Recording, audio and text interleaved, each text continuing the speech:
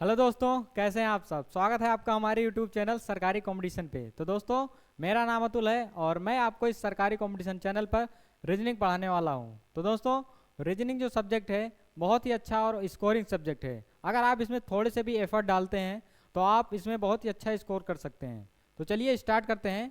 तो आज जो हम चैप्टर पढ़ने वाले हैं उसका नाम है कैलेंडर।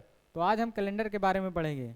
देखो दोस्तों, जैसे कि कैलेंडर हम सभी यूज करते हैं, तो क्या आप बता सकते हैं कि जो हम कैलेंडर यूज करते हैं उसका नाम क्या है। ठीक है, तो चलो मैं बताता हूँ। तो जो हम कैलेंडर यूज करते हैं उसका नाम है ग्रेगोरियन कैलेंडर। क्या नाम है? Gregorian calendar. हम जो कैलेंडर अभी यूज कर रहे हैं उसका नाम है ग्रेगोरियन कैलेंडर। और इस कैलेंडर को दिया किसने था? इस कैलेंडर को दिया था ग्रेगोरी ने। किसने दिया था? ग्रेगोरी ने। ठीक है। और ग्रेगोरी के नाम पे ही ग्रेगोरियन नाम पड़ा। ठीक है, इन्हीं के नाम पे ही कैलेंडर का नाम रखा गया है। और यह जो कैलेंडर है, यह कैलेंडर सूर्य पर आधारित है। किस पे आधारित है? सूर्य पर। सूर्य पर आधारित।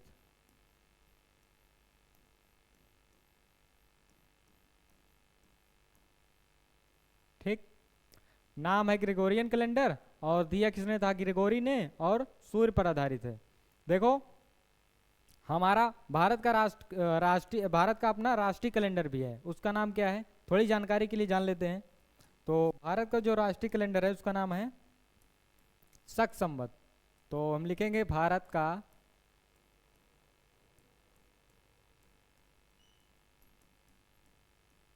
राष्ट्रीय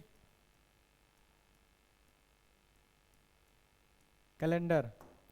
तो भारत को जो राष्ट्रीय कैलेंडर है उसका नाम है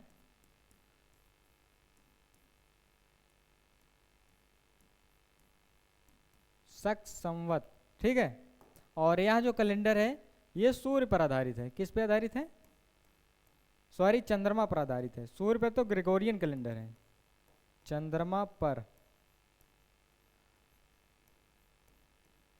आधारित। ठीक है। इंग्लिश में क्या कहेंगे? लूनार।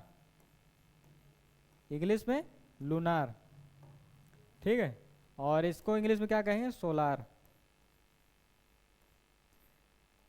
देखो, बेसिकली पढ़ना हमें ग्रेगोरियन कैलेंडर ही है। ठीक है। हाँ, क्योंकि हमारे जितने भी क्वेश्चंस बनेंगे ये इसी कैलेंडर पे बनेंगे, ना कि ये जो भारत का राष्ट्रीय कैलेंडर है। ठीक है। तो पढ़ना हमें इसी पे है, क्योंकि इसमें जो महीने के नाम होते हैं जनवरी, फरवरी, मार्च, अप्रैल, मई, जून, जुलाई, अगस्त, सितंबर होते हैं। ठीक है। इसमें जनवरी जो है साल का पहला महीना है, और इसमें जो है साल का पहला महीना चैत्र। इसमें चैत्र को साल का पहला महीना माना जाता है। ठीक है। तो चलिए आगे बढ़ते हैं। तो आगे बढ़ेंगे तो ग्रेगोरी ने साल दो प्रकार के बताए। उन्होंने वर्ष दो प्रकार के दिए। उन्होंने कहा एक ऑर्डनरी ईयर होता है और दूसरा लीप ईयर। ठीक है। उन्होंने बताया कि जो ऑर्डनरी ईयर होता है उसमें दिनों की संख्या होती है 365 और 5 आवर्स 48 मिनट और 47.5 सेकेंड। उन्होंने बताया कि 1 ऑर्डनरी ईयर बराबर 365 डेज,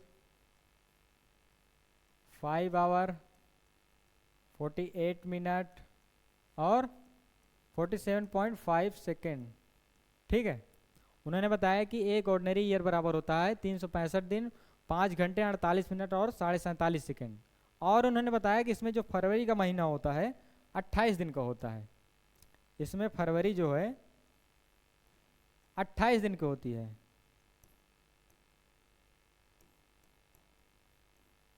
उन्होंने बताया कि 28 दिन की फरवरी होती है। ठीक है।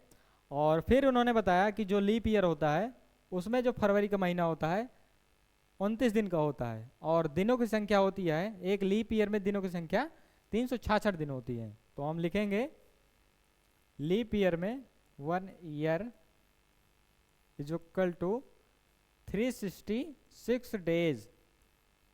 ठीक है। और उन्होंने बताया कि इसमें जो फरवरी का महीना होता है 29 दिन की होती है। कितने दिन की?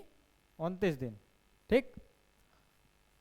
ऑर्डिनरी ईयर में 365 दिन, 5 घंटे 48 मिनट 47.5 सेकेंड और फरवरी 28 दिन। और इसमें लीप ईयर में 366 दिन और फरवरी 29 दिन की होती है। ठीक है, अब उन्होंने बताया कि हम लीप ईयर को पहचानेंगे कैसे, कि दिया गया साल जो है लीप ईयर है भाई। ऑर्डिनरी जो साधारण साल है वो तो चल ही रहा है, लीप ईयर को कैसे पहचानेंगे हमें। तो उन्होंने बताया कि अगर हमें कोई भी वर्ष दिया गया है तो उसके लास्ट के 2 डिजिट में 4 से भाग देंगे। अगर वो संख्या 4 से पूरी तरह से डिवाइड हो रही है, मतलब उसका जो शेषफल है 0 आ रहा है, तो वह दिया गया साल क्या होगा, लीप ईयर होगा। फिर उन्होंने एक नियम और बताया, उन्होंने बताया कि अगर सेंचुरी ईयर दिया गया है तो क्या करेंगे। उन्होंने बताया कि सेंचुरी ईयर है तब हम 400 से भाग देंगे। ठीक है, तो सबसे पहले उन्होंने बताया अगर ईयर में हम 4 से भाग देंगे, अगर पूरी तरह से कट जा रहा है तो दिया गया साल लीप ईयर है। फिर उन्होंने एक नियम और दिए, उन्होंने कहा अगर सेंचुरी ईयर है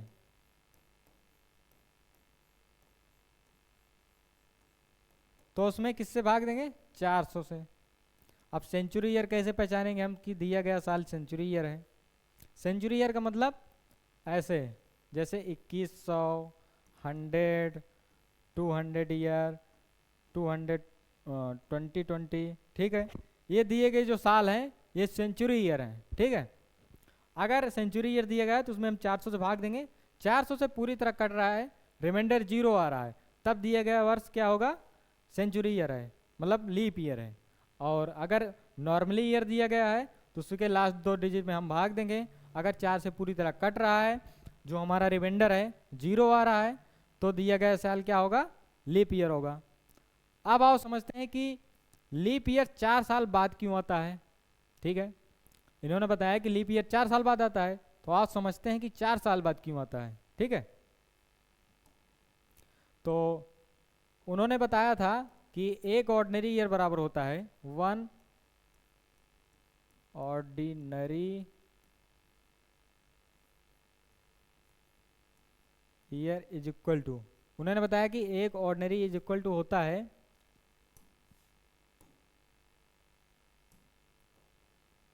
एक ordinary year is equal to होता है 365 डेज, 5 आवर, 48 मिनट और 47.5 सेकेंड। ठीक है, इतना होता है।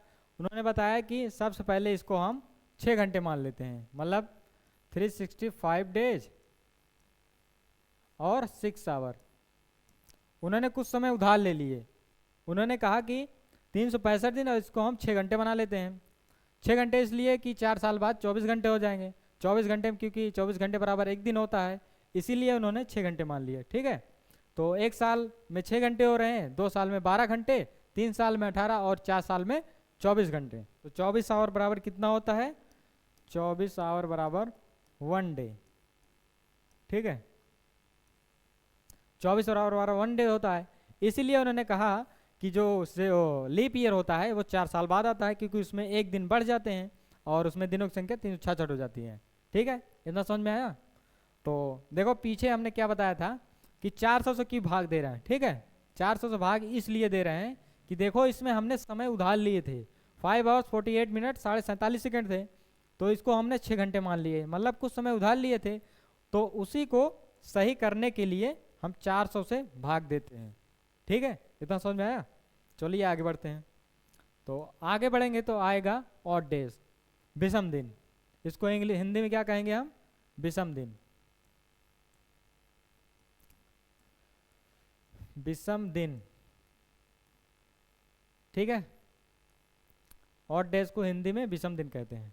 अब विषम दिन कैसे हम पहचानेंगे कि दिया गया जो मतलब कहते हैं, मतलब इसकी परिभाषा सबसे पहले हम कैसे जानेंगे। जैसे कि विषम संख्याएं होती हैं, विषम संख्याएं कैसे हम जानेंगे। विषम संख्याएं जो होती हैं वो 2 से डिवाइड नहीं होती हैं, मतलब जो संख्याएं 2 से डिवाइड नहीं होती हैं उसी को हम क्या कहते हैं, विषम संख्याएं। तो ऑड डेज की परिभाषा कैसे लिखेंगे, ऑड डेज को हम ऐसे लिखेंगे कि सप्ताह बनने के बाद जो दिन शेष बच जाते हैं उसी को हम क्या कहते हैं, ऑड डेज। तो इसकी परिभाषा हम ऐसे लिख सकते हैं कि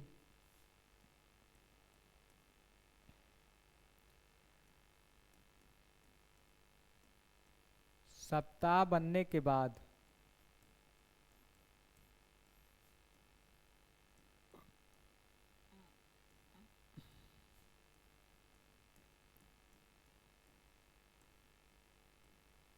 जो दिन शेष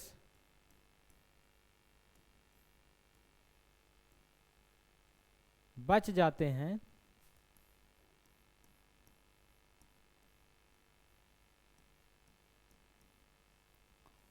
उसे हम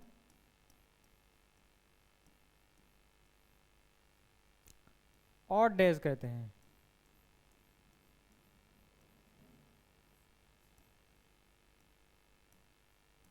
ठीक, क्या कहते हैं? Odd days. जो सप्ताह बनने के बाद जितने दिन बच जाते हैं उसी को हम ऑड डेज कहते हैं। जैसे कि एग्जांपल हम लेते हैं कि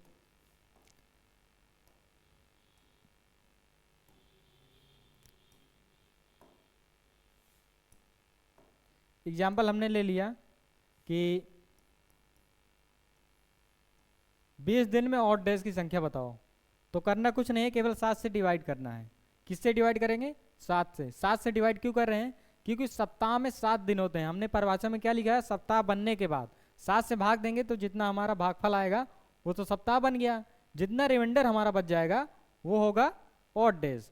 तो 7 से भाग देंगे, कितनी बार जाएगा? 2। मतलब इसमें जो भागफल आया 2 है, मतलब कितने सप्ताह बनेंगे? 2। और रिमाइंडर हमारा कितना बचेगा? 6। तो इसमें 6 रिमाइंडर बचा, इसको हम क्या कहेंगे? रिमाइंडर,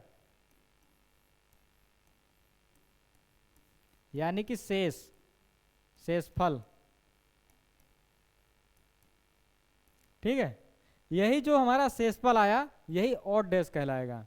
हमने परिभाषा में भी लिखाया है, सप्ताह बनने के बाद जो दिन शेष बच जाते हैं उसी को हम क्या कहते हैं? Odd days. ठीक है, आओ सीखते हैं कि एक साल में विषम दिनों की संख्या कितनी होती है। तो हम लिखेंगे odd days in ordinary year. ठीक है, ऑड डेज इन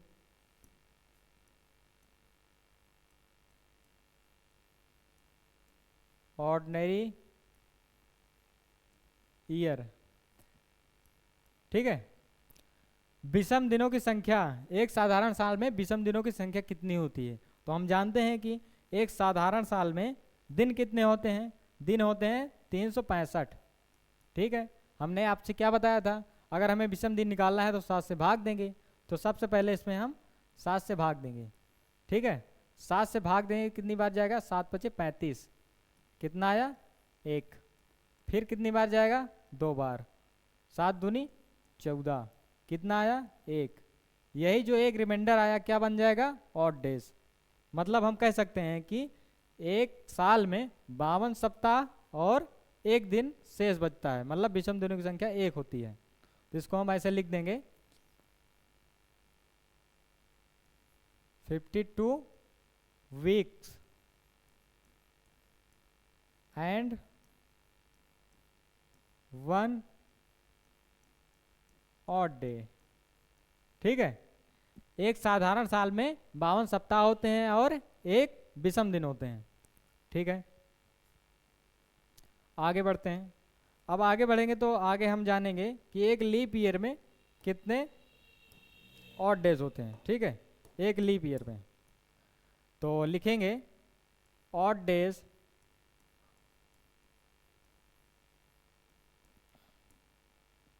इन 1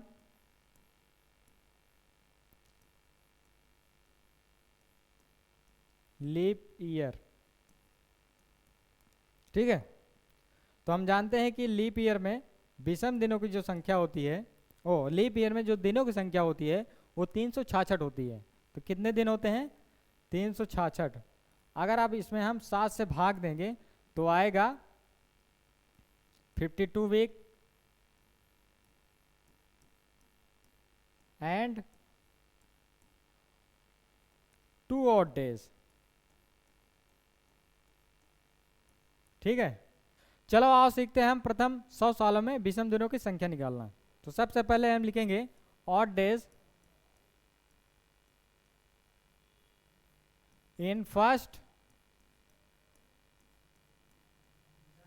100 ईयर। ठीक है, देखो हमने बताया था कि एक ऑर्डिनरी ईयर में विषम दिनों की संख्या एक होती है, तो प्रथम 100 सालों में कितने हो जाएंगे 100, तो 100 लिख देंगे। ठीक है, अब इसमें कुछ लीप ईयर भी हैं, तो लीप ईयर कैसे निकालेंगे, 4 से भाग देंगे। तो 100 में हम 4 से भाग देंगे, कितनी बार जाएगा 25। ठीक है, अब इसमें ध्यान देने वाली एक बात है, जो 100वां साल है वो क्या है, लीप ईयर नहीं है, क्योंकि इसमें हम 400 से भाग देंगे, क्योंकि ये सेंचुरी ईयर है। तो हमने आपको बताया था कि सेंचुरी ईयर में 400 से भाग देते हैं, तो जब 400 से भाग देंगे तो 400 से डिवाइड नहीं होगा, तो इसलिए जो 100वां साल है वो सेंचुरी लीप ईयर नहीं है। तो इसमें एक माइनस कर देंगे, माइनस कर देंगे तो हो जाएगा 24, तो 24 हम लिख देंगे। ठीक है, अब इन दिनों का ऐड करके 7 से भाग दे देंगे, तो 7 से भाग देंगे तो आएगा 5। ठीक है, जो हमारा रिमाइंडर आएगा वो 5 आएगा। तो इससे पता चल जाएगा कि odd days in first 100 year में ऑड डेज 5 होते हैं। ठीक है, प्रथम 100 सालों में विषम दिनों की संख्या 5 होती है। उसी प्रकार 200 सालों में क्या हो जाएगा, 100 सालों में 5 है तो 200 सालों में 10 हो जाएगी। अब 10 में देखो कितने सप्ताह हैं, सप्ताह कितने बनेंगे, 1 बनेंगे, और विषम दिन कितने बचेंगे 3। तो हम कह सकते हैं कि 200 सालों में विषम दिनों की संख्या 3 है। उसी प्रकार हम 300 सालों में कैसे निकालेंगे। ठीक है, 300 सालों में कैसे निकालेंगे, 300 ईयर।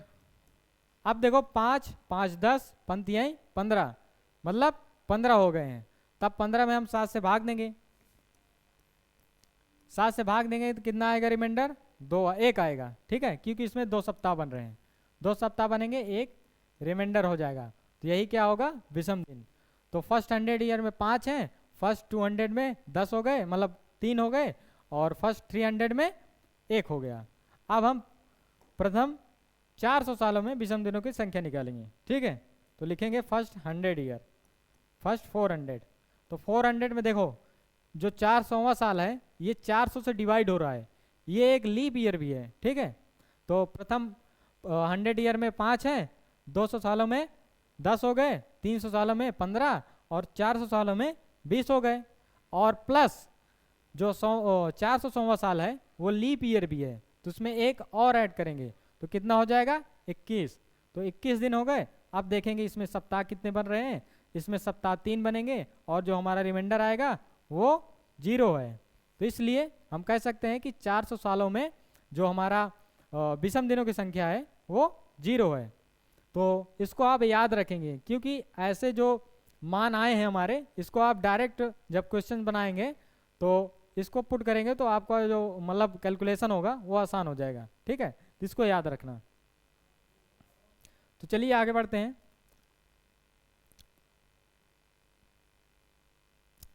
अब दिया है, देखो एक क्वेश्चन आ गया, अब पूछ लिया है प्रथम 100 सालों में विषम दिनों की संख्या क्या है। ठीक है, पहले ही क्वेश्चन है। देखो हमने बताया था कि प्रथम 100 सालों में विषम दिनों की संख्या 5 होती है। हमने आपको निकालना ही बताया था, क्या बताया था कैसे, देखो सबसे पहले 100 तो ऐसे ही हो जाएंगे, क्योंकि एक साल में विषम दिनों की संख्या 1 होती है, तो 100 सालों में 100 हो गई। अब लीप ईयर निकालेंगे तो 400 में 100 में 4 से भाग देंगे तो 25 बार जाएगा। अब देखो जो 100वां साल है सेंचुरी ईयर है, तो 400 से भाग देंगे, लेकिन 400 से इसमें भाग नहीं जा रहा है, तो ये इसमें एक माइनस कर देंगे। ठीक है, अब कितना हो गया 24। अब 24 में ऐड कर देंगे, 24 ऐड करेंगे, अब 7 से इसमें भाग देंगे पूरे में, तो आएगा रिमाइंडर हमारा 5। तो हमारा जो आंसर होगा 5। तो हम कह सकते हैं कि प्रथम 100 सालों में विषम दिनों की संख्या 5 होती है। अब अगला क्वेश्चन, अब देखो दिया है 200 सालों में विषम दिनों की संख्या क्या है। हमने निकाला था कि 200 सालों में विषम दिनों की संख्या 3 होती है। ठीक है, कैसे, प्रथम 100 सालों में कितना होता है 5 होता है, और 200 सालों में कितना हो जाएगा 10। अब 10 में देखो एक सप्ताह बन रहा है और दिन कितने बच रहे हैं 3, तो इसलिए हमारा आंसर हो जाएगा 3। ठीक है, अब अगले क्वेश्चन पे चलते हैं।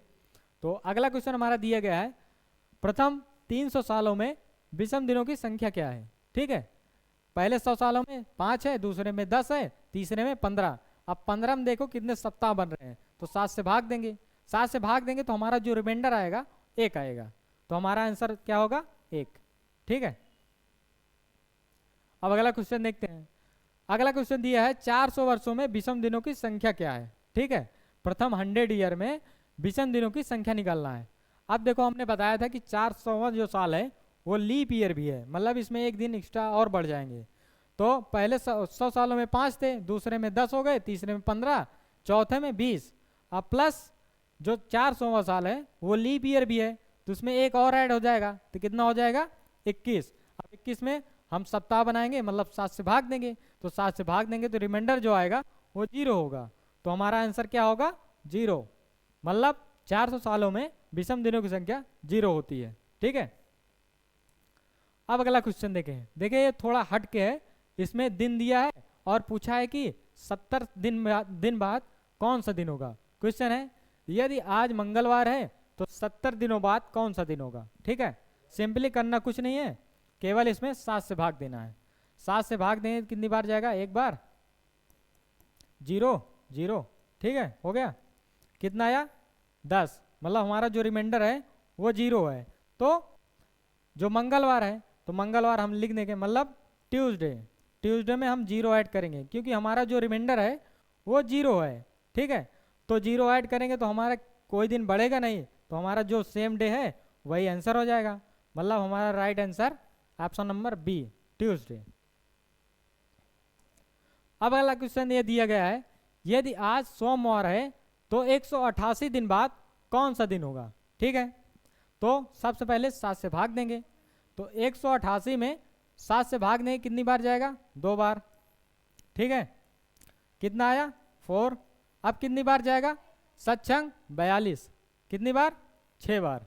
ठीक है, अब रिमाइंडर कितना आया 6 हमें ऐड कर देना है, किसमें, सोमवार में। अगर हम सोमवार में मतलब मंडे में 6 ऐड करेंगे, ठीक है, 6 ऐड करें या एक कम कर दें, ठीक है, आएगा संडे ही। अगर हम मंडे में 6 ऐड करेंगे तो भी संडे आएगा, और एक माइनस करेंगे तो भी संडे आएगा। जैसे देखो, अगर जैसे हमें 3 प्लस करना है तो हम 3 माइनस भी कर सकते हैं, अगर हमें 4 प्लस करना है तो 4 माइनस करना है तो 3 प्लस भी कर सकते हैं, अगर हमें 5 माइनस करना है तो 2 प्लस भी कर सकते हैं। ठीक है, सबसे पहले इन्हें देखना है कि दोनों को ऐड करेंगे, दोनों मतलब 6 हो रहे हैं कि नहीं। ठीक है, अगर 7 हो रहे हैं तो समझ लेना सही है। ठीक है, अगर 5 हमें माइनस करना है तो +2 करेंगे तो वही दिन आएगा, सेम टू सेम। जैसे इसमें हमने किया है, हमें 6 ऐड करना था लेकिन एक माइनस कर दिए, वही दिन निकल आया। तो हमारा जो राइट आंसर है ऑप्शन नंबर बी है, मतलब संडे आएगा राइट आंसर। ठीक है, चलिए अगला क्वेश्चन पढ़ते हैं। अगला क्वेश्चन दिया है यदि आज शनिवार है तो 72 दिन पहले कौन सा दिन था। ठीक है, आज शनिवार है तो सबसे पहले हम 7 से भाग देंगे, तो 72 में 7 से भाग देंगे तो हमारा जो रिमाइंडर आएगा वो 2 आएगा। ठीक है, अब 2 दिन पहले पूछा है तो हम 2 माइनस करेंगे। ठीक है, अब शनिवार है, शनिवार में हम 2 माइनस करेंगे तो आएगा क्या, थर्सडे। ठीक है, तो थर्सडे कौन सा है हमारा, सॉरी फ्राइडे आएगा, थर्सडे आएगा। ठीक है, जो हम इसमें आंसर नहीं है लेकिन थर्सडे हमारा राइट आंसर होगा। ठीक है, थर्सडे। ठीक है, अगर 2 माइनस करेंगे तो थर्सडे आएगा, या हम 5 प्लस कर दें तो भी थर्सडे आएगा। शनिवार है, शनिवार में हम 5 जोड़ देंगे तो भी हमारा जो आंसर आएगा वो थर्सडे ही आएगा। ठीक है, तो चलो अगला क्वेश्चन बढ़ते हैं। अगला क्वेश्चन दिया गया है यदि आज फ्राइडे है तो 250 दिन पहले का दिन क्या था। पहले का दिन पूछा है। ठीक है, तो सबसे पहले 7 से भाग देंगे, तो 250 में 700 भाग देंगे, 7 21 आया 4, कितनी बार जाएगा, 5 बार, 7 पचे 35, हमारा रिमाइंडर कितना आया, 5 आया।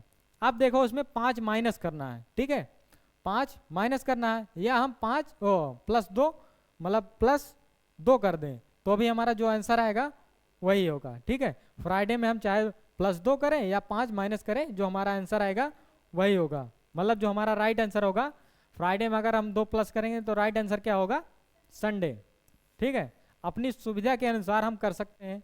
ठीक है, 5 घटाना थोड़ा डिफिकल्ट हो जाएगा और +2 करना थोड़ा आसान है, जो आसान है वही हम करेंगे। ठीक है, तो अगले क्वेश्चन बढ़ते हैं। अगला क्वेश्चन दिया गया है, एक सामान्य वर्ष में ऐसे कितने दिन होते हैं जो अधिकतम 53 बार आते हैं। देखो बड़ा ही अच्छा क्वेश्चन दिया गया है, ये ग्रुप डी रेलवे में पूछा भी गया है। ठीक है, तो सबसे पहले हम जानेंगे कि एक वर्ष में दिन कितने होते हैं। साधारण वर्ष की बात कर रहा है, तो एक दिन में, एक वर्ष में 365 दिन होते हैं। ठीक है, अब 365 में हम 7 से भाग देंगे। 365 में 7 से भाग देंगे, कितनी बार जाएगा? 7 पचे 35, आएगा कितना? 1। ठीक है, 7 दूनी 14, हमारा रिमाइंडर कितना आया? 1, मतलब एक जो है विषम दिन हो गया। ठीक है, 52 दिन ऐसे हैं जो 52 बार आएंगे, लेकिन एक दिन ऐसा है जो 53 बार आएगा, तो हमारा आंसर क्या होगा? 1। ठीक है, एक ही दिन है जो 53 बार आता है एक साल में। ठीक है, अब अगला क्वेश्चन दिया गया है, यदि एक लीप वर्ष में ऐसे कितने दिन हैं जो अधिकतम 53 बार आते हैं। अब देखो लीप ईयर की बात कर रहा है। अब लीप ईयर में दिनों की संख्या कितनी होती है? 366। ठीक है, इसमें हम 7 से भाग देंगे, तो 7 पचे 35, आया कितना? 1, तो 7 दूनी 14, रिमाइंडर कितना बचा? 2। ठीक है, अब देखो 2 रिमाइंडर बच गया, तो वीक कितने हुए? 52, मतलब ऐसे जो दिन है, मतलब 52 बार आएंगे, लेकिन 2 दिन ऐसे हैं जो 53 बार आएंगे। ठीक है, तो कितने दिन हो गए? 2 दिन। 2 दिन ऐसे हैं जो एक लीप ईयर में 53 बार आते हैं। ठीक, अब देखो इसमें दिया है 400 वर्ष में कितने लीप वर्ष होते हैं। पूछा है कि 400 वर्ष में कितने लीप वर्ष होते हैं। ठीक है, तो सबसे पहले इसमें किससे भाग देंगे? 4 से। ठीक है, 4 से भाग क्यों देंगे? क्योंकि हमें लीप वर्ष निकालना है, तो 4 से भाग दिए, कितना हुआ? 400, मतलब 100 आया। ठीक है, अब देखो ध्यान देने योग्य क्या बातें हैं, ये तो 400 से डिवाइड हो रहा है। ठीक है, इसमें देखो 100 भी है, 200 भी है, 300 भी है और 400 भी है। ठीक है, ये जो साल हैं ये लीप ईयर नहीं है। क्यों नहीं है? क्योंकि ये 400 से डिवाइड नहीं हो रहे हैं।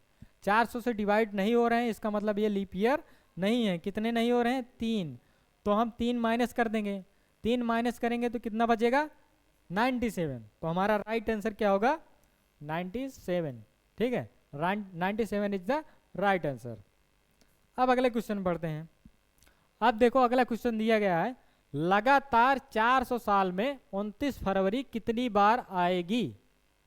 पूछा है कि 400 सालों में 29 फरवरी कितनी बार आएगी। ठीक है, अब देखो 400 सालों में पहले लीप ईयर निकालेंगे। ठीक है, 400 सालों में लीप ईयर कितने होते हैं? हमने अभी निकाला था 97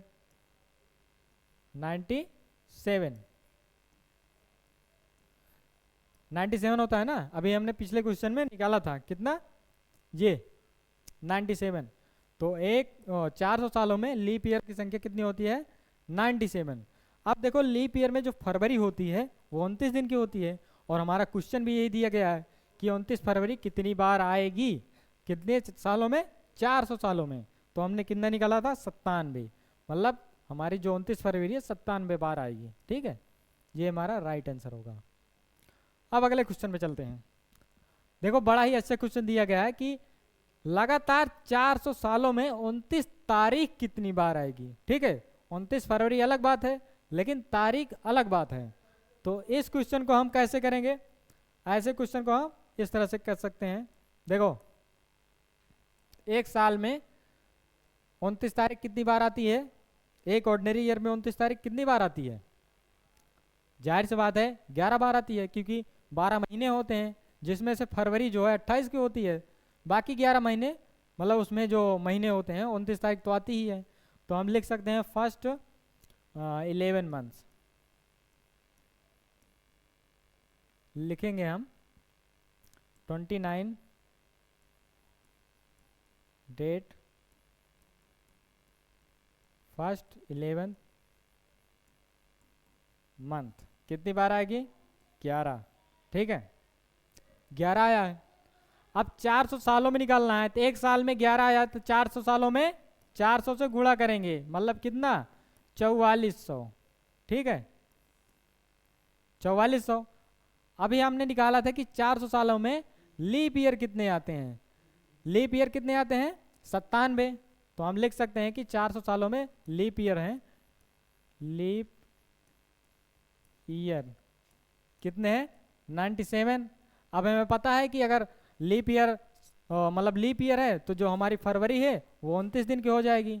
ठीक है, तो फरवरी जो है दिख रहा है तो 29 दिन की हो जाएगी। तो 97 जो है वो इसमें ऐड हो जाएगा। क्यों ऐड होगा? क्योंकि जो हमारी फरवरी है 29 दिन की हो जाएगी 97 बार। ठीक है, तो इसमें ऐड करेंगे तो हमारा जो आंसर आएगा वो 4497 हमारा राइट आंसर होगा। ठीक है, चलिए मिलते हैं आपसे अगले क्लास में। धन्यवाद।